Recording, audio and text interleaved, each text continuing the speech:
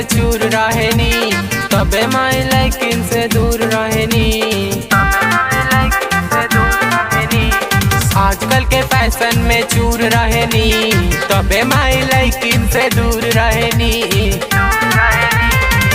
रौरे चरण में बाटे ए तने गुहार, खानदानी रहे हो मन के रानी रहे हो। मैया दीही ऐसन धनिया जवन ज्ञानी रहे हो, सबके मान रखे हो सम्मान रखे हो।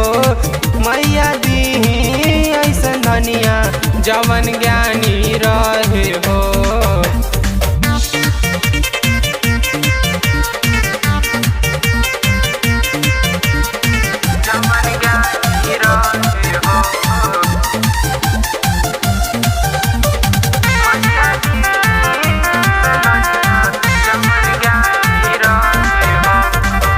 गोड़ावा दबावे माई के करे खूब सेवा, बना के खियावत सभे घर भर के मेवा।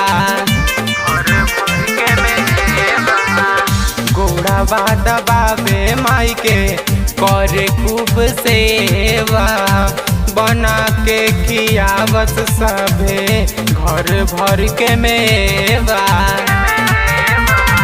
ए तने करिले मैया तोह से पुकार, ना कौनो कमी रहे हो मुश्किल बदामी रहे हो।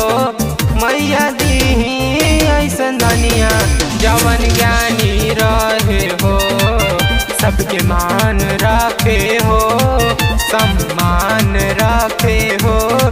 मैया दीही ऐसन धनिया जवन ज्ञानी रहे हो।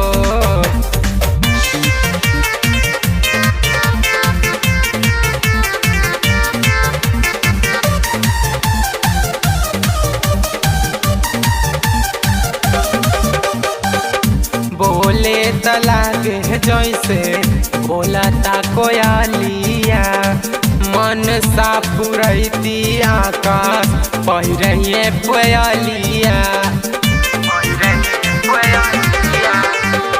बोले तलागे जैसे बोला ता कोयलिया, मन सा पुरैती आकाश पहिरहिए कोयलिया।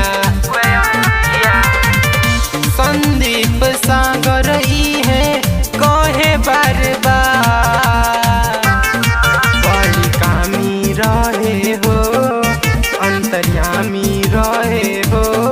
मैया दीही ऐसन धनिया जवन ज्ञानी रहे हो, सबके मान रखे हो सम्मान रखे हो।